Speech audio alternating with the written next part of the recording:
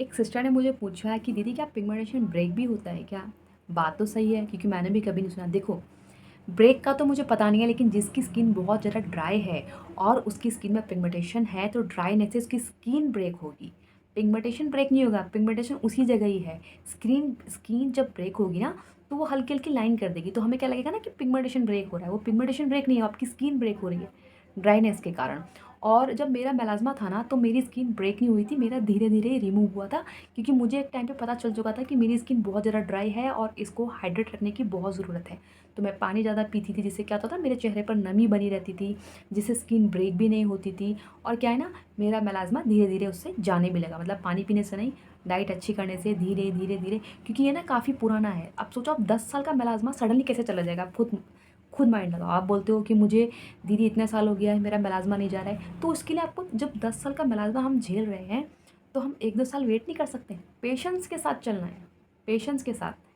जितना आप अच्छा वर्क करोगे ना धीरे-धीरे, चाहे वो स्लोली काम करेगा, लेकिन वो जड़ से काम करेगा, जड़ से मिटाएगा। लाइफ़ में नहीं आएगा मेलाज़्मा, लाइफ़ में। अगर आप सोच कर ढंग से चलोगे तो, कि हाँ, अब मुझे ये करना है। आप क्या है ना, 4 दिन करने के बाद आप बोलोगे दीदी मज़ा नहीं आ रहा है, नहीं हो रहा है, क्या करूँ, मैंने 1 महीने कर लिया। वो थिंक मत रखो। आपको क्या सोचना है ना कि ये चीज़ मेरी रेगुलर है, मुझे अब ऐसे चलना है, अब मुझे ऐसे ही चलना है। मैं गारंटी दे रही हूँ 100% ठीक होगा। मैंने ऐसी अपने मन में पॉज़िटिव थिंक बनाई थी, तब जाके ठीक हुआ। मैं आपको कितनी बार बोला, ये फेस देखो कितना भद्दा था। थक गई भई, मैं पैसे खर्च कर के बता तो रही हूँ, मैं थक गई। डॉक्टर का क्या, आप जाओ पैसा दो, दवाई देगा, हो गया काम। जब इतने बड़े डॉक्टर ने मुझे बोल दिया कि 50% तुम ठीक करो, 50% मैं ठीक करूँगा, तो क्या वहीं गड़बड़ है? तुम 50% क्यों, 100% मुझे ही दे दो, मैं ही ठीक कर लूँगी। लेकिन वो पैसे शायद मेरे जाने थे तो चले गए, कोई नहीं। लेकिन आप ऐसी गलती मत करना। अगर आपको बिलीव नहीं है ना, अगर आप जो भी मेलाज़्मा वाले हैं, प्लीज़ जाके अगर आप लेज़र कराना चाहते हो आप करा लो, पीलिंग भी करा लो।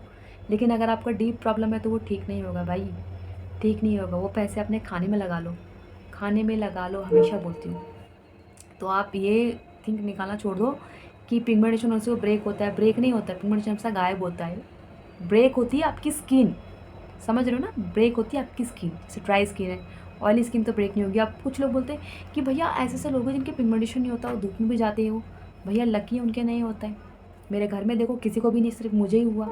पिंपल्स भी मुझे ही हुए और ये ट्रेन पे भी बोलती है। प्लीज़ इग्नोर करना इसको। तो कहने का सेंस है ना, जिसके आना होता है तो आ ही जाता है। और मैं उस समय स्ट्रेस भी बहुत लेती थी, शायद मेरे घर में इतना स्ट्रेस भी कोई नहीं लेता था। घर में कुछ प्रॉब्लम्स होती है जो सभी चीज़ शेयर नहीं की जाती है, लेकिन कुछ प्रॉब्लम्स होती है। लेकिन वो सॉल्यूशन होने के बाद तो मैं स्ट्रेस से धीरे-धीरे बाहर तो आई, लेकिन मेरा पिगमेंटेशन नहीं गया क्योंकि कुछ ना कुछ मेरा चलता रहा लाइफ़ में।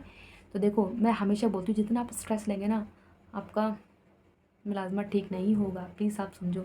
अगर मैं अभी स्ट्रेस ले ऐसे बैठ जाऊँ कि हाय मेरे बच्चे नहीं है, मैं क्या करूँ? मुझे तो लोग क्या-क्या बोलते हैं, मैंने आपको हमेशा बोला है।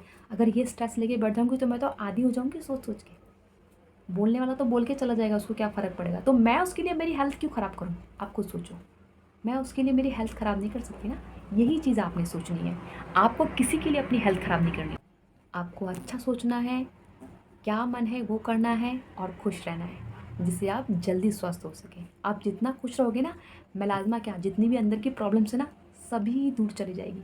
सच बता रही हूँ। इसलिए खुश रहना, हेल्दी रहना, अच्छा खाना।